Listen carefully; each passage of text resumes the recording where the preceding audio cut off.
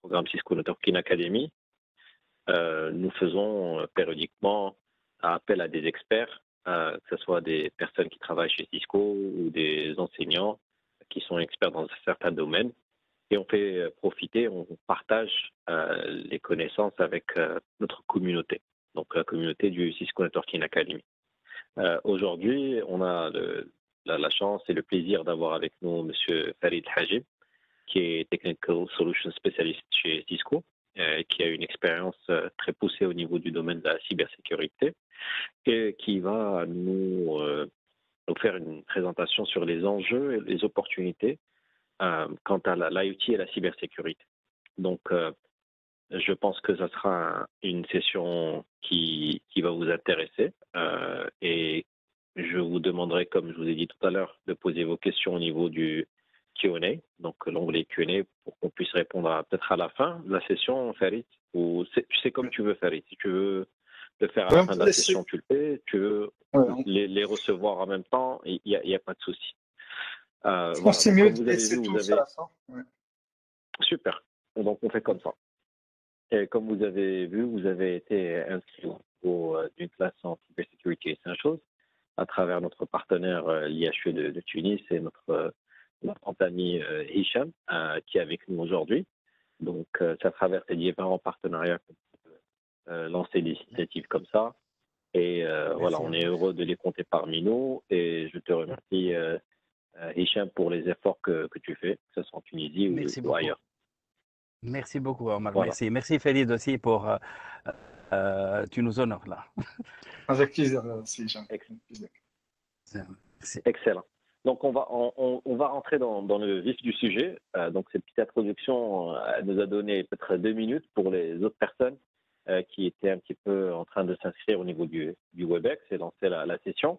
Donc, sans plus tarder, cher Farid, je te donne la main pour que tu puisses commencer ta présentation. Et puis, vraiment, n'hésitez pas à poser des questions. Envoyez vos questions, que ce soit sur le chat ou sur les questions-réponses, pour qu'on puisse vous donner tous les éclaircissements par rapport au contenu de notre ami Farid. Si vous avez des questions par rapport au cours, Hicham aussi pourra nous aider en nous donnant plus de détails. Oui, juste une question pour le partage de l'écran. Je suis là sous WebEx, mais une fois que je clique sur Share, il n'y a pas l'option pour partager l'écran. Il y a seulement le whiteboard Maintenant, tu peux le faire. Ah, oui. Tu n'avais pas le present. Okay, exactement. Parfait.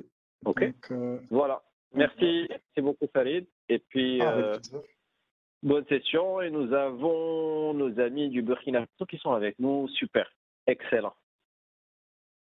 C'est un grand plaisir de vous accueillir. Et j'espère qu'on a plusieurs autres nationalités qui sont avec nous. Excellent. Parfait. Ça commence à monter la participation, Farid. Tu as beaucoup de stress maintenant. C'est bien. C'est bien. C'est ce qu'il me fallait, en fait. Un peu de stress. Super. Allez, bon courage. Salut tout le monde. Salut. Merci, avec plaisir. Alors, bonjour tout le monde. Salut tout le monde. Je me présente. Farid El Hajim. Je suis ingénieur avant-vente sécurité en sein de Cisco. Et j'ai le plaisir aujourd'hui de partager avec vous une heure d'introduction, que ce soit au monde de la cybersécurité et de l'IoT. En fait, au début, j'avais planifié de faire une présentation générale de la cybersécurité, mais en fait, je me suis vite aperçu que ça devenait lourd. Et c'est pourquoi j'ai décidé en fait de m'inspirer d'une présentation que j'avais déjà faite à l'université Hassan II de Casablanca, qui en fait introduisait la cybersécurité appliquée à un domaine bien spécifique.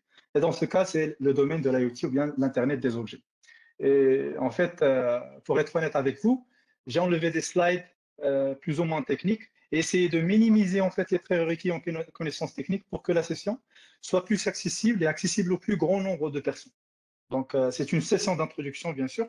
Et le but essentiel de ce webinaire est de développer une culture digitale avant tout, chez tout le monde, et de rendre plus accessibles des informations qui peuvent paraître complexes et difficiles en premier lieu. Donc, un petit chouïa de vulgarisation a été réalisé lors de la préparation de ce webinaire. Et pour minimiser en fait des éventuelles disruptions du trafic ou bien de la vidéo, je vais enlever ma vidéo, je vais enlever ma webcam pour laisser que le partage de l'écran. OK. Donc, sans plus tarder, notre discussion aujourd'hui commencera déjà par un petit retour sur l'histoire de l'informatique en général, jusqu'à l'ère de l'IoT. On découvrira ensemble quelques notions générales avant d'attaquer notre sujet. On finira par découvrir les enjeux de la sécurité dans l'IoT. Bien que, bien sûr, les slides sont en anglais, la présentation est entièrement faite en français. Donc, c'est en quelque sorte un encouragement pour aussi consommer du contenu en anglais parce que la majorité du contenu technique est en premier lieu produit en anglais avant d'être traduit dans les autres langues. Donc, alors, l'année est 1945. Donc, la Deuxième Guerre mondiale vient juste de s'achever et les Alliés ont gagné la guerre. Et un labo d'un département d'armée, bien sûr celui des États-Unis, vient de donner naissance au tout premier ordinateur du monde. C'est celui dans l'image de gauche. Cette chose appelée ENIAC pesait 30 tonnes et prenait beaucoup d'espace, bien sûr. Mais ça pouvait faire 385 multiplications par seconde. Impressionnant, non? Mais en fait, un iPhone 13, par exemple, peut en faire plus d'1 trillion. C'est 1 milliard de milliards de multiplications par seconde et ne pèse que 174 grammes. Donc, que s'est-il passé dans ce siècle? Que s'est-il passé entre 1945 et 2020? Parce que c'est impressionnant quand même. Eh bien, en 1947 plutôt, 2 ans après l'ENIAC, ce petit dispositif électronique a été créé, à savoir le transistor. Avec l'invention du transistor et le souci des scientifiques de le miniaturiser au maximum, les processeurs intégrés, ou bien CPU, ont vu le jour. Le premier, c'était en 1970, et le reste, bien sûr, c'est de l'histoire. En fait, le reste, ce n'est pas plutôt de l'histoire, mais c'est régi par une loi. Cette loi s'appelle la loi de Moore. Je sais que la majorité d'entre vous ont déjà entendu parler de cette loi. Et bien sûr, juste pour faire un récap, Moore est un ingénieur américain qui est l'un des cofondateurs de Intel, l'entreprise, la fameuse entreprise américaine des CPU. Et il y a 8 chances sur 10 que son logo soit collé actuellement sur le PC où vous êtes connecté. Moore, en fait, avait prédit que tous les 18 mois, le nombre de transistors qu'on pourra embarquer dans un microprocesseur va doubler. Et du coup, plus ou moins, la puissance du calcul va doubler chaque 18 mois. On va donner un exemple. Donc, un PC des années 80, par exemple, qui coûte environ 1000 dollars, embarque 29 000 transistors. Une trentaine d'années plus tard, un micro-ordinateur Raspberry Pi Zero coûte que 5 euros, 5 dollars, et embarque 270 millions de transistors. Donc, presque 10 000 fois plus la puissance. Mais pendant que les constructeurs étaient en compétition sur les processeurs, ayant le plus grand nombre de transistors, avec la finesse de gravure la plus raffinée, on est passé du 20 nanomètres, ou plutôt du micromètre, jusqu'à 100 nanomètres. On parle maintenant actuellement du 3 nanomètres. Certains autres scientifiques se posaient la question, comment pourra-t-on connecter tous ces ordinateurs entre eux? Surgit Internet de nulle part. Donc, il faut noter que pendant ces temps-là, l'informatique en général s'est développée à vitesse grand V. Et les langages de programmation ont vu de jour, plusieurs langages de programmation, des systèmes d'exploitation comme Windows, comme Mac, la première version de Mac, macOS, et finalement des protocoles pour faire parler tout ce beau monde, comme TCP, IP, etc., UDP, pour citer les plus populaires. Alors maintenant, après ce petit récap d'histoire, la question qui se pose, qu'est-ce que c'est que l'IoT? Quand on entend parler de IoT, Internet of Things, ou bien Internet des objets, qu'est-ce qu'on veut dire? Certains vous diront que ce sont ces capteurs qui sont connectés à Internet, d'autres vous diront que ce sont des équipements qui génèrent des données massives, big data. D'autres vous diront peut-être que ce sont les robots de ces grandes usines, dans, par exemple les usines d'assemblage de voitures. Et certains vous diront que c'est juste un joli nom inventé par les informaticiens comme le mot cloud pour confondre le public. Les informaticiens aiment ça, aiment confondre le public avec des mots et des jargons plus ou moins sophistiqués comme cloud, big data, BI, etc. Eh bien, je vous dirais que tout le monde a raison, surtout les tout derniers.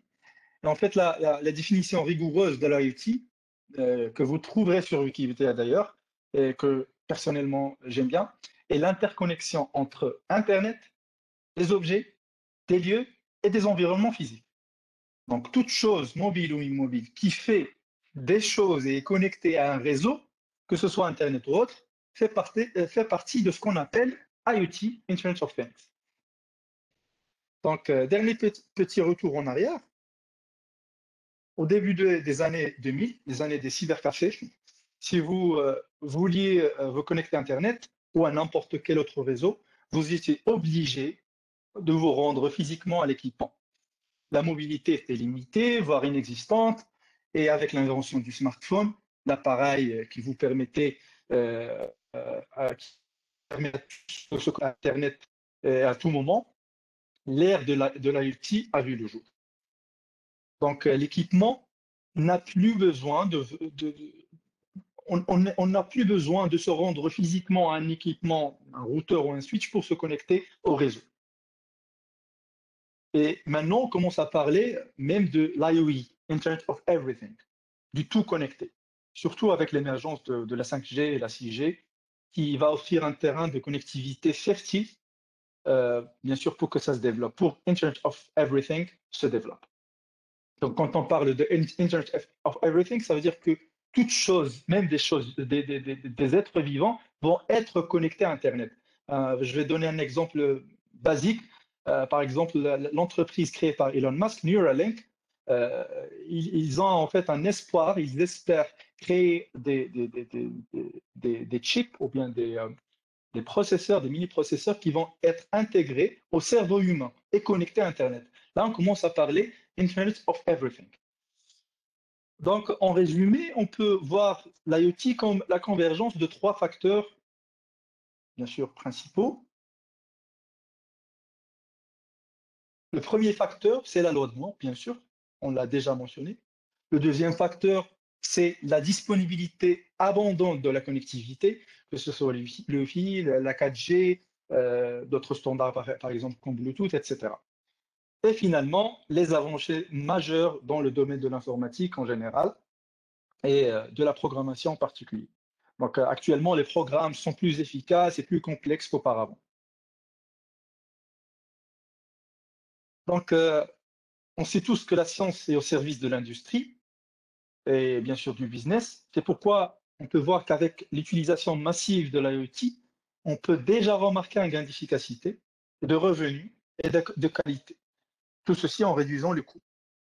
Et c'est pourquoi on commence à parler de l'industrie 4.0. Donc, si vous vous rappelez, la machine à vapeur était la dernière, ou était plutôt, pas la dernière, mais était la première révolution industrielle. Et bien sûr, avec les usines et l'invention de l'énergie électrique, on a vu la deuxième révolution industrielle. La troisième était avec la venue de l'automatisation et des ordinateurs. Et maintenant, on parle de la quatrième industrie 4.0. Et on commence à entendre parler de buzzwords, par exemple, comme le blockchain, le métaverse, le web 3.0, etc. Donc actuellement, l'écosystème IoT supporte déjà plusieurs secteurs critiques, surtout dans cette période du Covid, comme le domaine par exemple médical et pharmaceutique, avec les équipements médicaux de haute précision interconnectés entre eux, ainsi que le domaine agricole par exemple, avec notamment l'utilisation massive de réseaux de drones pour contrôler les cultures, voir l'humidité, contrôler le dépôt de pesticides, etc. Et bien sûr, on a parlé maintenant, jusqu'à maintenant, de l'histoire de l'IoT. On a parlé de ce que c'est que l'IoT en général. On a parlé des différents facteurs business de l'IoT. Mais techniquement parlant, c'est quoi? En fait, techniquement parlant, les capteurs, ou bien sensors en anglais, les capteurs électriques restent la composante de base de chaque objet IoT. Un capteur, rappelons-le, bien sûr, c'est un composant électrique qui mesure une quantité physique, que ce soit par exemple la température, la proximité, l'humidité, la profondeur, etc., d'autres quantités physiques, pour convertir cette quantité physique en un signal électrique. Donc, ces capteurs deviennent de plus en plus petits, de plus en plus miniaturisés.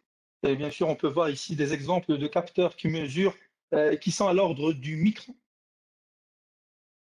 Et un exemple de capteur, ou bien un exemple d'objet IoT qui utilise plusieurs capteurs à la même fois, c'est le smartphone. Donc le smartphone, le capteur le plus basique, c'est la caméra, par exemple, qui capte bien sûr la lumière pour transformer ces lumières, c'est-à-dire ces photons, en un signal électrique, c'est-à-dire une image qui va être traitée par un software pour vous donner l'image qui a été capturée, ou bien la photo qui a été capturée. Bien sûr, le signal électrique qui est généré par le capteur peut ou non être utilisé par ce qu'on appelle un actionneur, actuator. Donc, et cet actionneur, c'est un autre composant électrique, ou bien mécanique, ou bien électromécanique, qui peut générer une action. Donc, comme lancer une alarme, comme fermer ou ouvrir des portes, comme même envoyer des tweets. Donc, un actionneur, ça peut être aussi un composant logiciel qui va générer une action, comme par exemple lancer un tweet ou bien poster sur Facebook. Donc, au final, un objet intelligent ou bien un objet IoT se compose d'un capteur, d'un actionneur, d'une source d'énergie, d'un petit CPU pour le traitement et bien sûr d'un module de communication qui est très très essentiel. C'est en fait la première composante majeure pour l'IoT, Internet of Everything, c'est Internet. Ça veut dire qu'il faut interconnecter ces objets. Donc le module de communication est primordial. En fait, on a parlé de communication, de modules de communication. Il existe plusieurs protocoles, plusieurs réseaux, plusieurs types de réseaux pouvant être utilisés pour interconnecter les objets IoT. Et on a plus ou moins des réseaux spécialisés que pour les objets IoT, par exemple comme LoRa ou bien LoRaWAN, comme Zigbee, comme BLE, comme Bluetooth, bien sûr. Ce sont des réseaux qu'on dit low energy, ça veut dire qu'ils n'utilisent pas beaucoup d'énergie pour transmettre les données, à l'encontre, par exemple, des réseaux 4G ou bien des réseaux 3G qui utilisent et drainent les batteries, ou bien le réseau Wi-Fi. Donc, les réseaux de type LoRaWAN ou de type Zigbee, BLE, etc., sont des réseaux low energy. Mais ça n'empêche que plusieurs usines et plusieurs objets IoT sont interconnectés entre les deux. Par exemple, dans les centrales nucléaires ou plutôt dans des centrales électriques et des centrales, par exemple, centres de traitement pétrolier, on interconnecte les objets entre eux avec un réseau Wi-Fi ou bien avec un réseau 4G, même si dans ce cas, l'énergie utilisée devient plus conséquente, ce n'est pas pour autant un problème pour ces types d'usines qui produisent eux-mêmes de l'énergie. Donc, bien sûr, là, on a parlé, jusqu'à maintenant, on a parlé de l'IoT, des objets interconnectés entre eux. On a parlé de ce que c'est que l'IoT, des composantes techniques de l'IoT, à savoir le capteur, l'actionneur, le module de communication, les différents protocoles et modules de communication qui existent pour interconnecter tout ce beau monde. Mais bien sûr, on a parlé aussi de l'énergie, du processeur ou bien SoC qui sont à la base des traitements des informations reçues par les capteurs. Mais on va s'intéresser en fait plutôt sur les deux dernières composantes de l'IT dans notre cas, à savoir le CPU et le module de communication.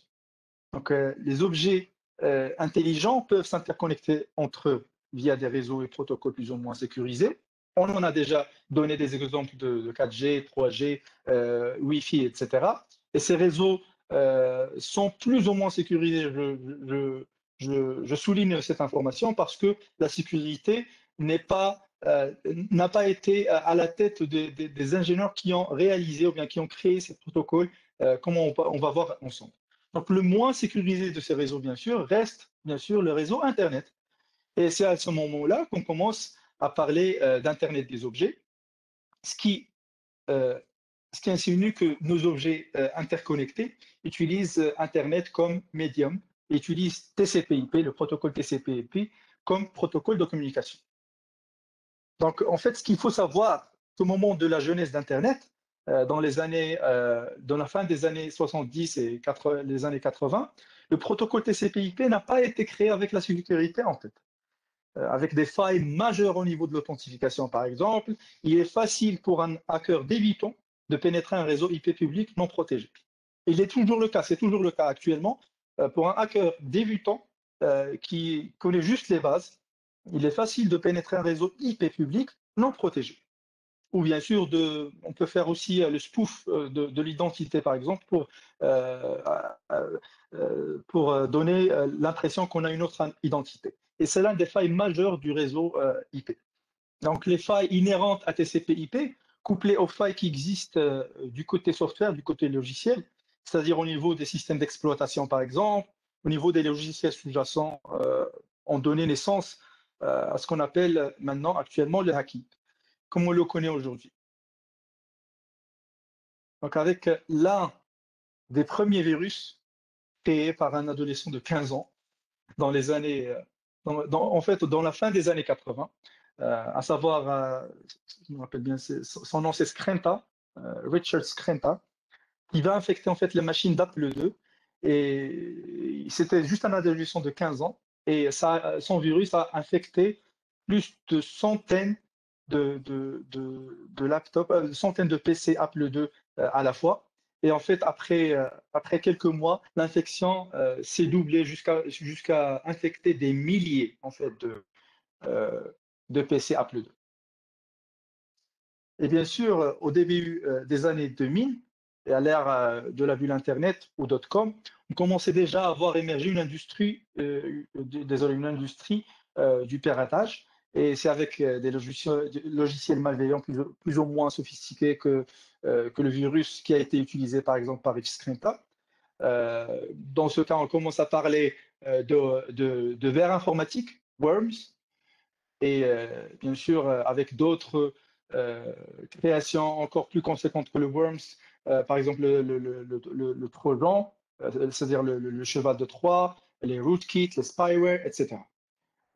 Donc, à l'encontre, par exemple, du virus, qui peut se répliquer, qui a besoin en fait d'une action pour se répliquer, c'est-à-dire il a besoin d'être actionné, le virus a besoin d'un double clic, par exemple, ou bien l'ouverture d'un fichier ou l'ouverture d'un exécutable pour qu'il se réplique. À l'encontre du virus, les vers informatiques, par exemple, n'ont pas besoin d'activation de fichiers quelconques pour se répliquer. Ils se répliquent de manière autonome. Et au fil des années, bien sûr, sont devenus de plus en plus sophistiqués, ces vers informatiques, ces spyware, ces rootkits sont devenus de plus en plus, bien sûr, complexes et sophistiqués. Et bien sûr, les attaques sont devenues de plus en plus organisées, avec la venue, par exemple, des rootkits et des logiciels espions comme les spyware. Et bien sûr, là, on commençait à voir naître des groupes de cybercrime partout dans le monde. Et ça c'était au milieu des années 2000, donc 2005, 2006, 2007, jusqu'à le début des années 2010. Et bien sûr, au début des années, à la fin plutôt des années 2010, les choses commençaient à devenir plus ou moins sérieuses avec les débuts des cyberguerres. Là, on commençait de parler de cyberguerre ou bien la guerre cyberélectronique, où les cibles cette fois-ci sont des pays. avec des programmes industriels nationaux. En effet, ces types d'attaques sont créés et financés par des pays. Par exemple, les États-Unis financent un grand nombre de programmes industriels nationaux. Et ils ont des agences qui font que ça, par exemple la NSA. Donc, il faut s'imaginer qu'avec des ressources financières gigantesques, on a droit à des logiciels malveillants de grand calibre. Et c'est exactement le cas en fait. On appelle ce type de malware, donc, désolé, on appelle ce type de malware APTs, Advanced Persistent Threat. Donc APT pour Advanced Persistent Threat, ce sont les malwares qui sont créés par des groupes organisés, que ce soit des groupes nationaux, c'est-à-dire des agences nationales qui créent des APT en utilisant ce qu'on appelle les Zero-Day Exploits, c'est-à-dire des vulnérabilités zero-day, donc des vulnérabilités au niveau logiciel et au niveau du système d'exploitation qui n'ont pas été encore découverts par le grand public. C'est ce qu'on appelle Zero-Day Attacks ou bien Zero-Day Vulnerabilities. Donc les vulnérabilités zero-day, c'est le fer de lance des APT, donc APTs.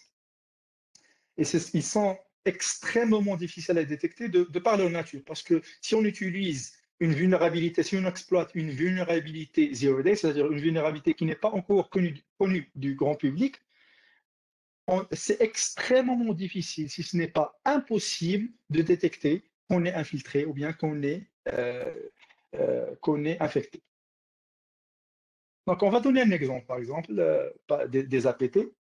Et l'exemple qui a fait beaucoup de bruit en 2010, c'est la découverte d'un APT majeur qui a partiellement détruit en fait le programme nucléaire de l'Iran. Donc, vous imaginez, hein, c'est le programme, on parle maintenant de programme nucléaire de l'Iran. Il y a quelques minutes, on parlait de transistors, de software, de logiciels, etc. Là, on commence à parler de nucléaire, de programme nucléaire. Et c'est le cas en fait, avec Stuxnet, donc un APT redoutable qui a été créé spécifiquement pour cibler le programme nucléaire de l'Iran. Et ils ont fait ce qu'on appelle, dans un premier lieu, il y a une phase de reconnaissance, pour reconnaître le type de programme, le type de système d'exploitation et le type d'automates programmables ou bien de hardware utilisé par la centrale nucléaire. C'est la première phase du hacking, c'est la reconnaissance. Reconnaissance, même en anglais, ça se dit reconnaissance. Donc, la première phase de la reconnaissance a donné lieu à la découverte que l'Iran, ou bien la base nucléaire de Natanz, qui a été attaquée, utilise exclusivement les automates programmables de type Siemens. Et c'est de là que Stuxnet, le programme APT, a visé en fait ces automates programmables. Il va viser et cibler ces automates programmables de la marque Siemens, qui sont utilisés d'ailleurs pour contrôler les centrifugeuses responsables de l'enrichissement de l'uranium. Donc, normalement, les centrales nucléaires, ils sont isolés d'Internet, bien sûr. Toutes les centrales nucléaires, ils sont isolés d'Internet. On dit que ce sont des réseaux, bien sûr, air-gap. Mais ceci n'a pas empêché les malwares Stuxnet à s'infiltrer à la centrale via probablement une clé USB infectée d'un employé. Donc, c'est un employé qui a emmené avec lui une clé USB qui est infectée par le malware. Et une fois la clé USB branchée à un des PC, il va infecter ce PC et ce PC va infecter tout le réseau interne, le réseau LAN, c'est-à-dire le réseau isolé de la centrale nucléaire. En fait, le malware Stuxnet connaît bien sa cible. Sa cible, c'est bien sûr les automates programmables. Et on dit bien qu'ils utilisent des techniques d'évasion, des techniques evasion techniques, c'est-à-dire que le malware, il ne va pas s'activer, il ne va pas faire de bruit, il ne va rien faire jusqu'à atteindre le système Siemens. Donc, il va connaître la nature du système hôte, dans ce cas par exemple, s'il est dans un laptop ou bien s'il est dans un ordinateur Windows, il va ne rien faire. Mais une fois, il va connaître que le système d'exploitation du hôte, c'est celui des systèmes Siemens, dans ce cas, il va s'activer, il va changer la vitesse de rotation, le paramétrage de la vitesse de rotation des centrifugeuses, résultant ainsi en leur destruction. Donc, on voit ici un exemple d'un malware qui utilise des failles de sécurité des systèmes d'exploitation et des objets. Ces systèmes d'exploitation sont utilisés par les objets IoT. Donc, dans ce cas, l'objet IoT dont on parle, c'est l'automate programmable de Siemens. Il a son propre système d'exploitation et il est visé par, bien sûr, le programme, l'APT Stuxnet. Donc, bien sûr, le programme Stuxnet a fait des dommages colossaux, même si le réseau, bien sûr, de la centrale nucléaire était isolé. Une autre attaque, maintenant, qui a touché les objets IoT, c'est l'attaque Mirai. L'attaque Mirai, qui exploite en fait les failles de quelques distributions Linux et des mots de passe par défaut, utilisés par les caméras de surveillance, les DVR, les routeurs, les switches, etc. Parce que rappelons-nous qu'il y a plusieurs caméras de surveillance dans le monde, des DVR. Pour les administrer, par exemple, ils utilisent le nom d'utilisateur admin et le mot de passe admin. On a même des ordinateurs à part entière qui utilisent ce type de mot de passe. Et bien sûr, l'attaque Mirai, il va exploiter ces failles, surtout celles des caméras de surveillance et des DVR et des routeurs. Et bien sûr, plein d'autres objets connectés, même aussi des équipements médicaux. Il va transformer tous ces équipements, tous ces objets, pratiquement en esclaves. On parle là de botnet. Un botnet, c'est un réseau d'objets connectés esclaves, un réseau de zombies peut-être. Ce réseau botnet, il va être bien sûr contrôlé par une seule personne ou bien par une seule entité qui va bien sûr être utilisée pour lancer des attaques DDoS, des attaques de déni de service distribué, distributed denial of service, DDoS. Donc bien sûr, tous ces objets connectés vont générer à eux-mêmes, bien sûr, un seul objet ne va générer que, bien sûr, quelques kilobits de trafic par seconde, mais des millions d'objets interconnectés, ils vont gérer jusqu'à 1 terabit par seconde. Et c'était la source, l'attaque Mirai était en fait désolé, la source de la plus grande, ou bien l'attaque la plus large, l'attaque DDoS la plus large au monde, avec 1 terabit par seconde. Bien sûr, les objets connectés ne sont pas non plus épargnés des ransomware. Un ransomware, bien sûr, on le rappelle, c'est un logiciel malveillant qui crypte et verrouille toutes les données de la victime. Et le seul moyen de décrypter ces données, c'est de payer une rançon, qui est généralement payée en crypto-monnaie, en Bitcoin, en Monero, etc., les autres crypto-monnaies. Le plus célèbre étant celui de WannaCry, qui a fait parler de lui dans les médias, et qui a exploité, bien sûr, la faille Eternal Blue de Windows. Là, c'était une faille inhérente au système Windows, Eternal Blue. Et bien sûr, on sait très bien que plusieurs systèmes IoT utilisent Windows, surtout les anciennes versions Windows, Windows XP et Windows 7. On parle d'ailleurs de GAP, c'est-à-dire de guichet automatique. Ils utilisent beaucoup Windows XP, ils utilisaient beaucoup Windows XP et Windows 7. Et ces deux systèmes d'exploitation étaient faillibles par rapport à la faille Eternal Blue. Et ils étaient très facilement infectés par le ransomware. On le voit ici. On voit ici des TPE et des guichets automatiques infectés par le WannaCry.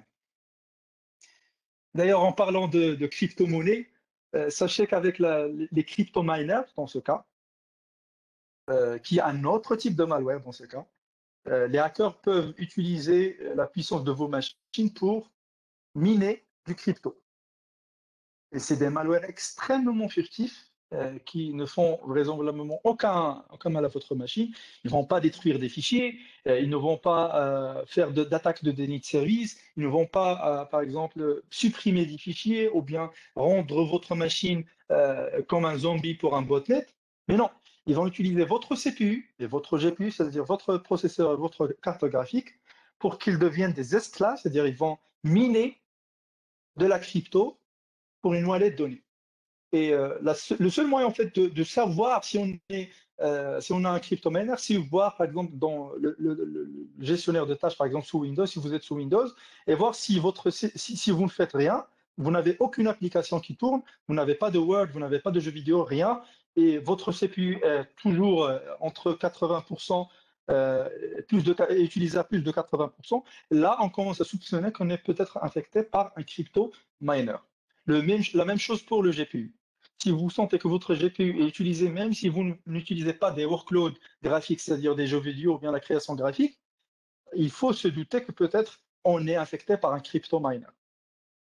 Et bien sûr, toute la crypto qui est minée avec vos ressources, elle va être envoyée à une wallet donnée pour, bien sûr, enrichir la personne qui a créé le crypto miner. Et d'ailleurs, on peut tracer la cible, on peut tracer la source de l'attaque, on peut tracer la wallet pour voir combien de pognon a gagné la personne qui a fait cette attaque. Et voilà un exemple d'ailleurs de ce que je disais. On voit ici une attaque qui a duré quelques mois, 2 à 3 mois. C'est un crypto miner qui a été déployé sur des centaines de milliers de machines. Et là, on peut voir que entre 2 à 3 mois, la personne ou bien le groupe qui a réalisé ce crypto miner a gagné plus d'1 million de dollars. Donc ça, c'est un exemple de malware qui est inoffensif, qui ne va pas, il va pas, il va pas créer des dommages par rapport à vos fichiers personnels, il ne va pas détruire votre PC, mais il va utiliser à fond votre CPU GPU pour créer de la crypto.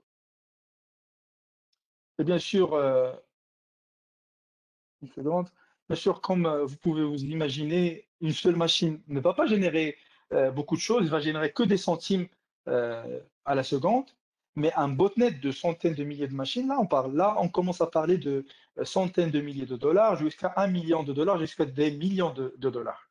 Et c'est très facile, en fait, une fois le crypto miner est découvert, c'est très facile de traquer les wallets cibles. C'est très facile de les traquer parce que ils sont toutes ces wallets sont dans un blockchain, que ce soit le blockchain de la crypto-monnaie utilisée. Si on est dans le Bitcoin, on va chercher dans le blockchain du Bitcoin pour chercher cette wallet, le hash de cette wallet, pour voir combien de profit a généré cette attaque. Et bien sûr, comme vous vous doutez, les attaques, il n'y a pas ce qui manque. Il y a plusieurs types d'attaques. J'ai essayé en fait de limiter le nombre d'attaques sur cette présentation. Je n'ai pas parlé d'autres attaques. Par exemple, je pourrais parler aussi de la dernière attaque qui a fait parler d'elle. C'est l'attaque relative à la librairie Java Log4j qui a fait beaucoup de dommages mondiaux. C'est en fait une attaque qui va attaquer la librairie Java qui s'appelle Log4j. Cette librairie Java est utilisée normalement par beaucoup d'applications dans le monde, et beaucoup aussi de logiciels et beaucoup d'objets IoT. Et bien sûr, cette librairie a une faille très très sérieuse et va toucher des millions de machines et de software. Alors là, on parle de Minecraft jusqu'à un TPE. Le jeu vidéo Minecraft a été touché par cette attaque et on peut voler des credentials, on peut voler des comptes Minecraft avec l'attaque Log4j. On peut faire tomber des serveurs qui génèrent des milliers de dollars par jour sur Minecraft avec l'attaque Log4j. Et on peut aussi attaquer un TPE, donc un terminal de paiement tournant sous Java, avec l'attaque Log4j. Donc la leçon reste la même. On a dit au tout début de la présentation que l'IoT était entre autres la convergence de trois domaines. Donc la loi de Moore, bien sûr, le software et la connectivité. Et bien sûr, la faille existe dans les deux domaines, que ce soit dans le software, que ce soit dans la connectivité, comme on a vu ensemble. Des fois, même si on n'a pas de connectivité, ou même si on est dans un réseau LAN, comme on a vu avec l'attaque Stuxnet, on peut créer beaucoup de dégâts, même avec une connectivité qui est très très réduite. Mais là, la raison, c'est la faille software. Et vice-versa. Des fois, même avec un software très très puissant et très sécurisé, si on a une faille de connectivité, on peut facilement craquer aussi le software et le hacker et hacker les machines. Est-ce que vous m'entendez? Bonjour, Omar?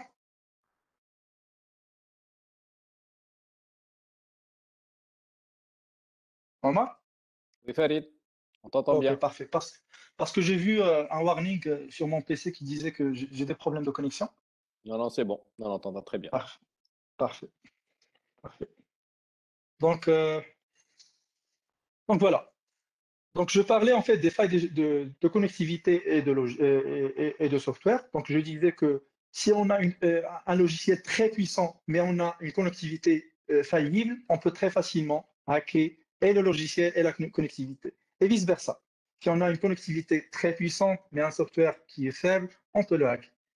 Donc, en maximisant la sécurité sur ces deux aspects, on pourra limiter les attaques. Et je dis bien limiter les attaques, parce qu'on ne peut pas, on ne peut jamais dire qu'on a un système qui est infaillible, qu'on a un système qui ne peut pas être hacké. Je vous ai juste donné une centrale nucléaire qui n'utilise pas Internet qui a été hackée.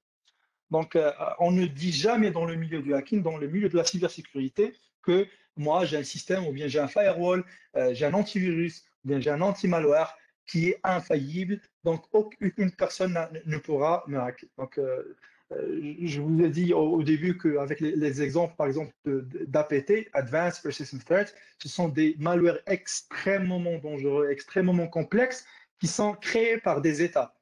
C'est-à-dire qu'ils utilisent des failles zero day, des failles qui n'ont pas encore été découvertes par le grand public, qui n'ont pas été découvertes même par exemple, les personnes qui ont créé le software. Par exemple, la faille Eternal Blue, c'était une faille zero day. Et cette faille, c'était une faille au niveau des systèmes d'exploitation Windows 7 et Windows XP. Et même Microsoft, le géant Microsoft, n'a pas pu voir cette faille jusqu'à la création des ransomware. Donc, c'était des mois après la découverte de la faille. Donc, c'était minimum 5 mois après la découverte de la faille que Microsoft s'est aperçu que, ah oui, on a bien une faille au niveau de nos systèmes, il faut la patcher. Donc, bien sûr, il faut maximiser la sécurité au niveau de ces deux aspects.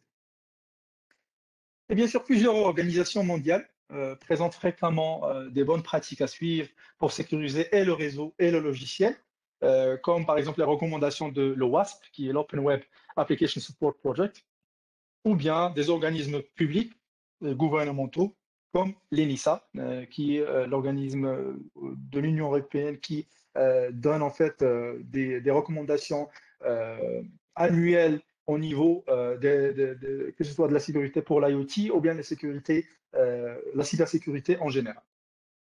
Et bien sûr, ces rapports sont bien sûr publics. Tout le monde peut les télécharger pour voir les dernières recommandations par rapport à l'IoT, surtout à l'IoT. Donc, les bonnes pratiques en général restent les mêmes. Il faut les bonnes pratiques à suivre, bien sûr, pour limiter les attaques et pour maximiser la sécurité de vos réseaux et de votre software. Ça reste les mêmes recommandations. Bien sûr, la première recommandation, c'est de segregate network, c'est-à-dire cloisonner les réseaux, séparer les réseaux. Donc ça, c'est une fonctionnalité, c'est une fonction, ou bien c'est un rôle des équipes NetOps, donc Network Operations. Donc au niveau de chaque entreprise, il y a des équipes IT et chaque équipe IT a un rôle bien spécifique. Il y a des équipes qui font, par exemple, le développement, d'autres équipes, par exemple, qui font des opérations IT, d'autres qui font, par exemple, des opérations réseau, etc. Donc au niveau du cloisonnement réseau, on parle là des ingénieurs réseau, c'est-à-dire Net Operations ou bien un ingénieur NetOps. Au niveau des connexions, il faut authentifier toutes les connexions. Il faut authentifier toutes les connexions, sinon on est très facilement hacké. Un exemple de problème ou bien de faille d'authentification de connexion, c'est la dernière attaque Log4j, Log4j. Je vous ai donné l'exemple de Minecraft, où on peut très facilement s'authentifier en tant qu'administrateur d'un serveur qui génère des milliers de dollars par jour et, par exemple, le hacker et le détruire ce serveur. Ça, c'est un problème d'authentification et d'authentification de connexion. Et là, c'est un rôle que ce soit du NetOps, mais aussi de SecOps, parce qu'il faut sécuriser les connexions au niveau physique, c'est-à-dire la connectivité, mais aussi au niveau des traitements de session, au niveau du software. Et là, on parle de SecOps, c'est-à-dire les ingénieurs sécurité SecOps. La prochaine recommandation, c'est de patcher le software. Si vous avez par exemple un projet, ou bien si vous travaillez chez une entreprise qui développe une solution in-house, par exemple un ERP ou bien un CRM, il faut toujours patcher les failles qui ont été découvertes pour remédier aux vulnérabilités qui ont été découvertes. Et ça, c'est un rôle que ce soit des Ops, c'est-à-dire les équipes opérations, mais aussi les équipes DevOps, donc les équipes développement et opération. Et finalement, il faut toujours être en mode monitoring, c'est-à-dire être proactif par rapport aux attaques et toujours dans la prévention. Donc ça, on parle de monitor and respond. Et ça, c'est une fonction plutôt des équipes SecOps. Il faut identifier les compromissions très tôt pour répondre très facilement et avec une efficacité, bien sûr, accrue par rapport à ces attaques. Et bien sûr, sachez que, bien sûr, on a parlé au début de la présentation, bien, sachez en fait que on pourra parler là d'opportunités plutôt pour vous. Parce que c'est un slide que j'ai fait, c'est un slide que j'ai fait exprès, celui-là, où je vous ai parlé des rôles NetOps, SecOps, DevOps et SecOps. C'est un slide que j'ai créé exprès pour vous, pour les étudiants, parce que ça vous donne déjà un aperçu des différents rôles récents qui ont été créés dans le domaine de la sécurité. Par exemple, un ingénieur NetOps, c'est un ingénieur qui se base sur, ou bien qui est là pour protéger le réseau. Un ingénieur SecOps, c'est un ingénieur qui est là pour protéger les logiciels et pour protéger l'infrastructure. Un ingénieur DevOps, c'est un ingénieur qui est là pour faire un développement en mode continu, etc. Ça, c'est de nouveaux rôles qui ont vu le jour que dans la dernière décennie. Et bien sûr, sachez que le domaine de la cybersécurité est actuellement l'un des domaines les plus critiques où les entreprises et les États commencent à investir ou bien investissent déjà sans relâche. Les opportunités d'emploi et d'innovation ne cessent de se multiplier dans le domaine. Et de nouveaux rôles, par exemple, commencent à pointer le bout de leur nez. Par exemple, je vous ai donné le cas de SecOps, DevOps, etc. Mais là, on parle aussi de fusion de rôles comme DevSecOps, par exemple. Un ingénieur DevSecOps, c'est un ingénieur qui allie les skills de DevOps et aussi de SecOps. C'est pourquoi, en fait, je vous invite tous à continuer votre apprentissage sur la plateforme NetAcad, mais aussi sur la plateforme gratuite de Cisco, DevNet. Donc, en allant sur developer.cisco.com, voilà le lien, developer.cisco.com, vous pouvez gratuitement vous y inscrire et développer et acquérir des connaissances de base dans un domaine bien spécifique, que ce soit dans la sécurité, développement informatique, scripting Python, etc. Donc, je vous invite tous, c'est pourquoi en fait, toute cette présentation, c'était enjeux et opportunités de la cybersécurité et IoT. On a parlé des enjeux, on a parlé tous ensemble, on a vu ensemble l'histoire de l'IoT, l'histoire, la genèse en fait de l'Internet of Things or Internet of Everything. On a vu ensemble comment c'est très facile de craquer et de hacker ces objets IoT et faire des dommages très conséquents qui peuvent commencer avec un serveur Minecraft, mais peuvent s'étendre jusqu'à une base nucléaire. Et bien sûr, on a parlé aussi d'opportunités pour vous, parce que sachez que cette présentation, c'est juste un avant-goût, bien sûr. C'est une introduction au monde de la cybersécurité et de l'IoT. C'est un avant-goût pour vous donner un aperçu de ce domaine et pour vous donner que ce domaine, c'est le futur. Il faut investir votre temps dans ce domaine et acquérir les compétences et les connaissances les connaissances requises pour, bien sûr, continuer dans ce domaine, que ce soit via la plateforme NetAcad ou bien la plateforme developer.cisco.com, c'est-à-dire la plateforme DevNet, ou bien via vos études normales dans votre école. Donc, j'espère que ça vous a donné un aperçu en une introduction dans le mode de l'IoT et de la Sécu. Et je vous remercie pour votre participation. Bien sûr, là, je me rends disponible pour toute question remarques par rapport à la présentation. Donc, la main est à toi, Omar. Merci, cher ami. Merci, Farid, pour ta Avec plaisir. présentation et pour les détails. Je pense que ça a été très informatif pour notre audience. Donc, je pense que là, on va passer aux questions qu'on a. Donc, n'hésitez pas, s'il vous plaît, à écrire vos questions au niveau du Q&A.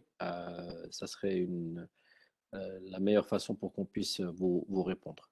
OK? Donc, on a une question de notre ami Majida. Ahlan Majida, marhaba bik, ça fait plaisir de t'avoir avec nous. Donc, Farid Majida, elle te demande, c'est quoi la différence entre l'industrie 4.0 et 3.0? Est-ce que c'est juste l'introduction de l'IoT qui a fait ce changement entre les deux industries? Très bonne question. Alors, on parle d'industrie 3.0 quand on a commencé de parler d'automatisation et d'ordinateur. Avec l'invention de l'ordinateur et l'automatisation des usines, là, on a commencé à parler de l'industrie 3.0, c'est-à-dire l'utilisation de robots, l'utilisation d'automates, l'utilisation d'ordinateurs au niveau des usines, par exemple les usines d'assemblage de voitures, etc. Pour l'usine 4.0, là, c'est autre chose. Là, on commence à parler de connectivité. On peut connecter des usines avec Internet, on peut connecter des usines d'assemblage, on peut connecter des unités d'assemblage entre elles, on peut connecter des objets, c'est-à-dire des robots entre elles et les commander via votre smartphone, par exemple. Là, c'est l'introduction, comme vous avez dit, d'IoT, mais plutôt de connectivité. C'est la connectivité qui a fait que l'usine 3.0 est devenue une usine 4.0. J'espère que ça répondait à la question. Donc, c'est Internet et les réseaux générales et la connectivité qui a développé l'usine 3.0 en usine 4.0. Très bien, merci beaucoup. Merci Farid. Donc, j'ai ici aussi une remarque. Donc, il y a Majida qui te dit que parfait, excellent. Okay. Alors, on a Hiba qui te dit merci beaucoup pour cette présentation fort intéressante aussi. Alors, on a un commentaire c'est Abdelmjid Djebari. Donc, je vais lire son commentaire.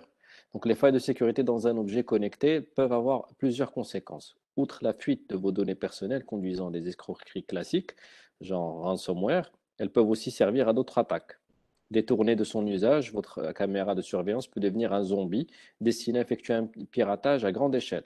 Dans ce cas, les hackers utilisent les objets compromis afin de mener des raids par déni de services distribués et de saturer les ressources. Excellent. Très Donc bonne ici, remarque.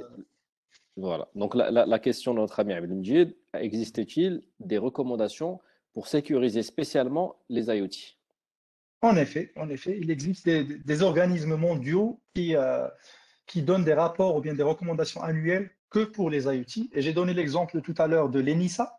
Donc, vous pouvez chercher sur Google NISA, N-I-S-A, qui donne des rapports annuels par rapport à l'IoT, la sécurité que pour l'IoT. Mais bien sûr, ce n'est pas le seul organisme. Il y a beaucoup d'organismes mondiaux qui font la même chose, et même des organismes privés, c'est-à-dire des compagnies privées, comme Cisco par exemple, qui donnent des rapports annuels par rapport à la sécurité et les bonnes pratiques à suivre au domaine de l'IoT.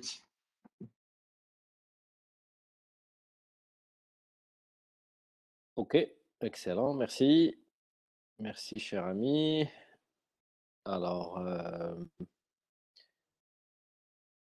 nous avons une question d'Oumaima. Alors, merci pour cette intéressante présentation. S'il vous plaît, est-ce que vous pouvez élaborer de plus sur le domaine des SecOps?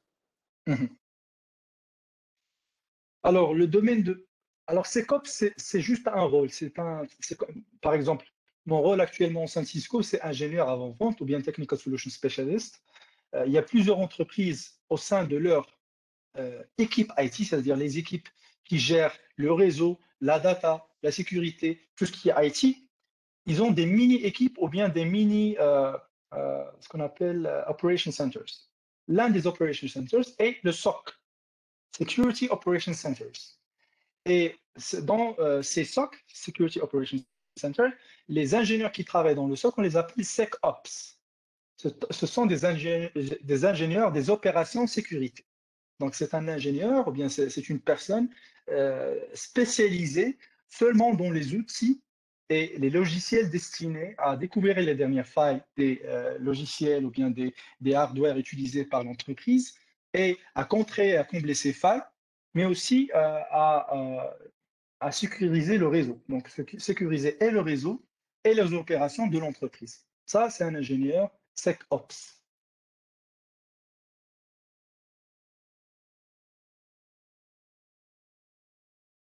Très bien, excellent. Donc, s'il vous plaît, je vais vous donner peut-être quelques secondes avant de pouvoir clôturer.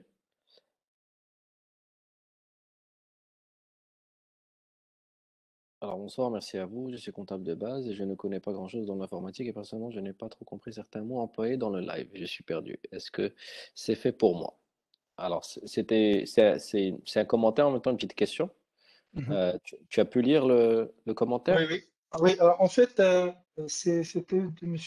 Dembélé. Alors, juste pour vous répondre, en fait, j'ai essayé au maximum. À la base, c'était une présentation qui était plus ou moins technique.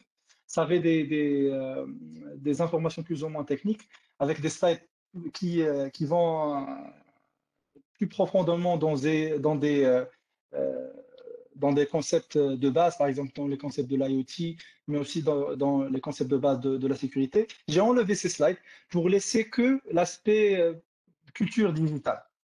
Mais bien sûr, n'empêche, j'ai fait le maximum, mais n'empêche, il y a encore des mots qui peuvent susciter, qui peuvent vous paraître complexes, comme par exemple quand je parle de jargon informatique, je ne sais pas, par exemple, les mots SecOps, DevOps, peut-être que c'est la première fois que vous entendez ces mots, mais en général, l'idée générale de cette présentation, c'était juste de présenter la genèse de l'IoT, de l'Internet des objets, depuis le premier ordinateur jusqu'à le dernier smartphone, et aussi comment c'est très facile de hacker ces objets et comment contrer le hacking, le piratage de ces objets avec les recommandations des organismes. C'était ça en fait l'idée générale de la présentation, mais j'avoue, donc je vous l'accorde, il y a quelques mots plus ou moins techniques dans la présentation.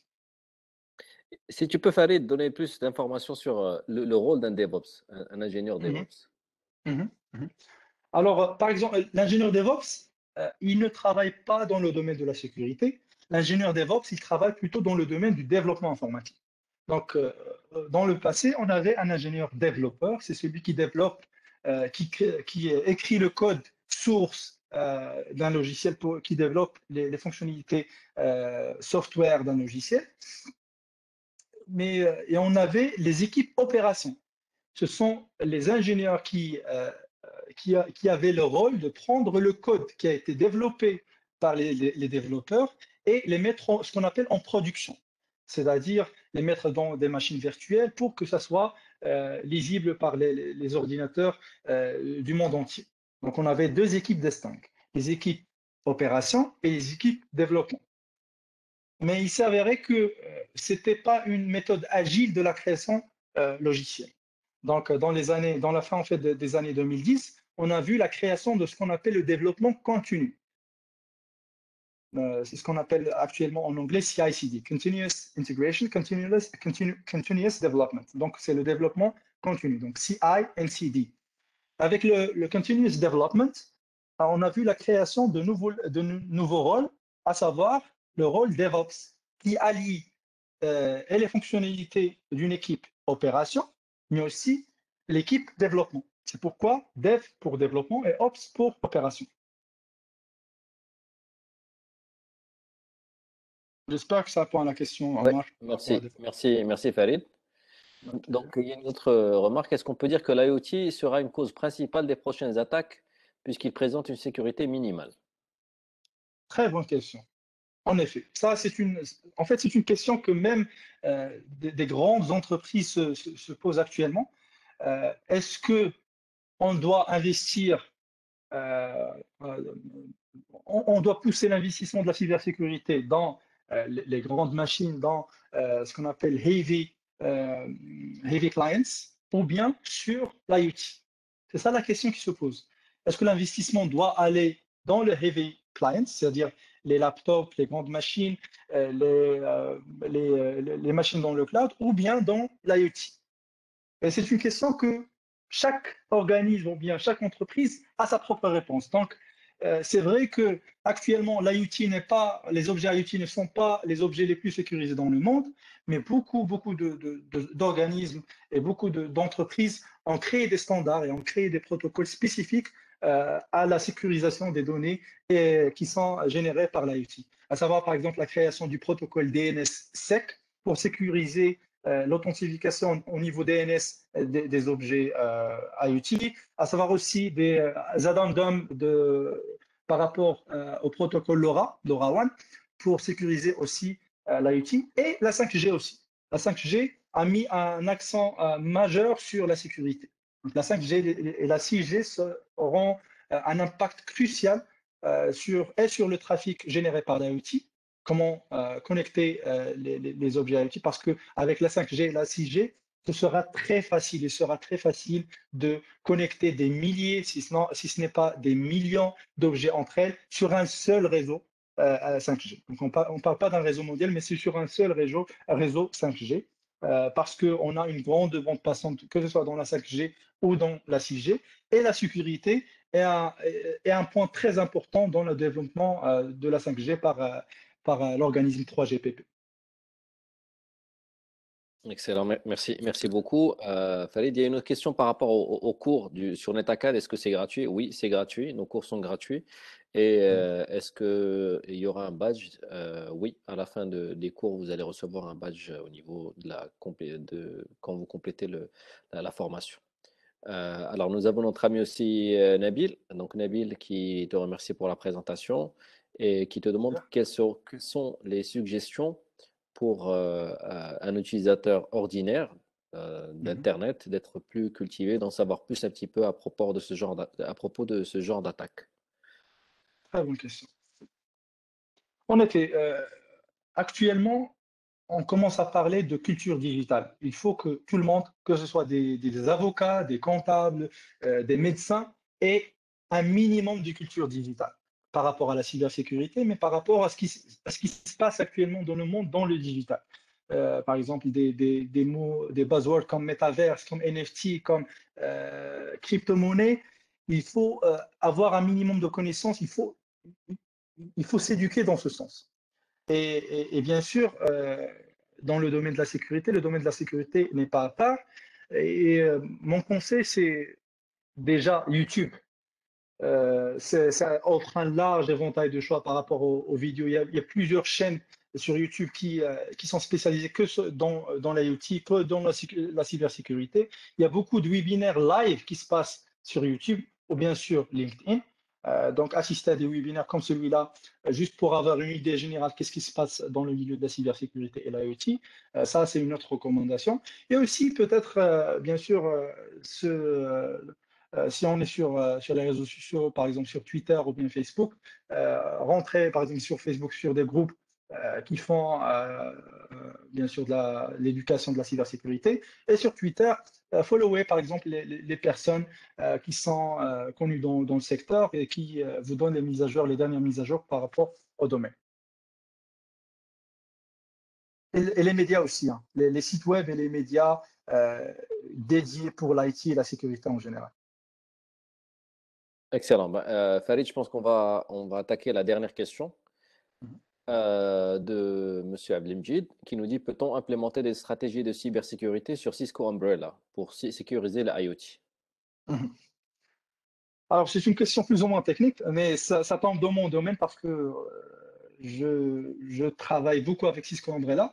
Donc, pour les autres participants qui ne connaissent pas qu'est-ce que c'est que Cisco Umbrella, c'est une solution Cisco offerte par Cisco qui est dans le cloud pour protéger le trafic des utilisateurs en utilisant le protocole DNS.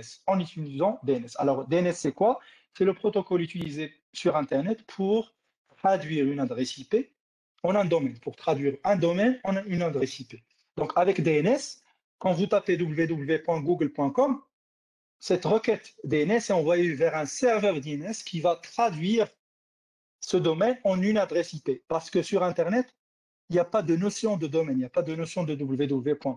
Il y a une notion d'adresse IP.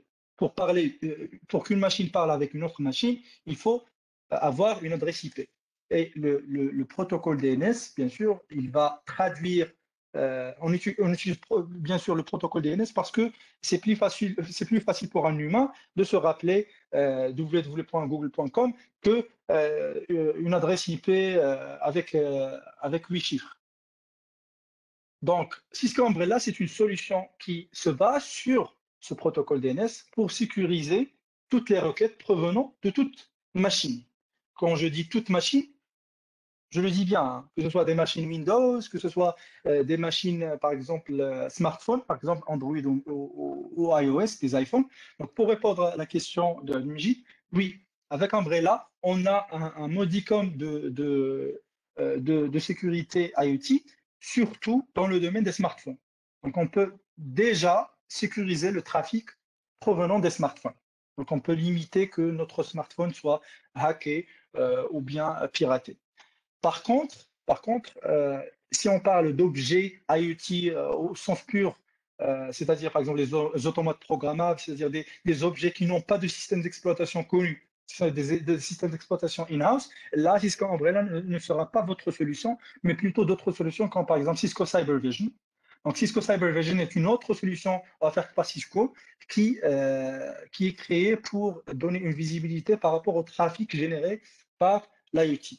Donc ça, c'est juste pour répondre à M. Abdelmajid, c'est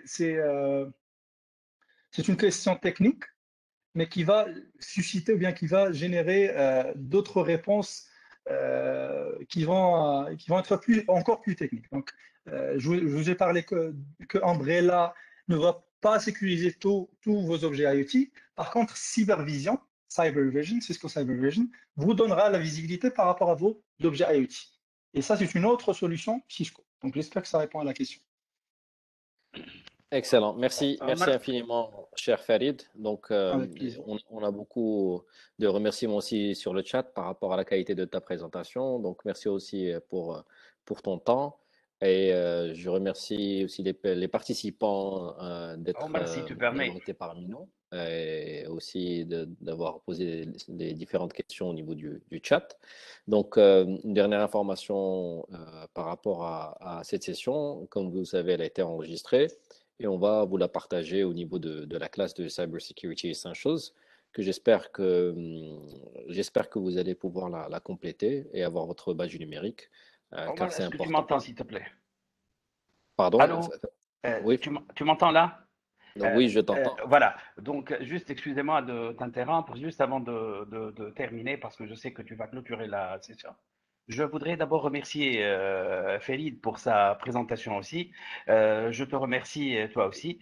Sinon, juste pour tout ce qui a été pour Cisco Umbrella et pour tout ce qui a été pour les organismes aussi qui mettent en place, on va dire, toutes les attaques qui sont là, je vous conseille, on a un cours qui est très intéressant au niveau c'est le Cyber Security Operation qui se trouve sur la NetAcad et j'invite toutes les personnes. Tout à l'heure, il y avait une remarque par rapport à je ne sais pas, c'était un intervenant qui demandait si vraiment ça allait avec son profil. Moi, je conseille à toutes les personnes, à tous les étudiants qui sont là, ou bien je vois aussi des noms d'instructeurs qui ont été avec moi dans des formations. Qui ont été bien sûr réalisées au niveau de la NetAcad. De mon côté, je les conseille d'aller sur le cours Cisco, bien sûr, de la NetAcad pour le Cyber Security Operation. Il est très intéressant. Sinon, pour ce qui est de DevOps, aussi aller sur DevNet, c'est un cours qui est très, très intéressant aussi. De mon côté, aussi, avant de terminer, si vous avez besoin de quoi que ce soit, par rapport au cours qui a été mis en place sous l'égide de l'Institut, bien sûr, des hautes études de Tunis, n'hésitez pas à me contacter. Je serai ravi de vous répondre si vous avez des problèmes. Si vous avez besoin aussi de formations, bien sûr, qui seront proposées gratuitement, je serai ravi de vous les proposer aussi. Sinon, pour clôturer, je remercie toutes les personnes qui ont été présentes aujourd'hui. Ça fait plaisir, évidemment, et surtout, je remercie Khalid et Omar. Merci beaucoup. Merci à toi, Avec Hicham. plaisir. Merci à vous. Merci C'est à un grand toi, Hicham. plaisir. C'est un grand plaisir de travailler ensemble et de proposer ce genre d'initiative à nos étudiants. Donc, merci encore une fois et je vous souhaite une très très bonne soirée. Bon week-end pour ceux qui fêtent leur week-end à partir d'aujourd'hui et à très bientôt. À très Merci beaucoup, bientôt. Fadi. Merci, Omar. Merci. Merci Merci Merci beaucoup, à tout le beaucoup. monde. Hicham. Allez, Bye bye bye. Bye bye Au tout le bye. Bonne monde. revoir. soirée à tout le monde. Bye. Ciao, ciao. Merci. Au revoir. Au revoir. Merci.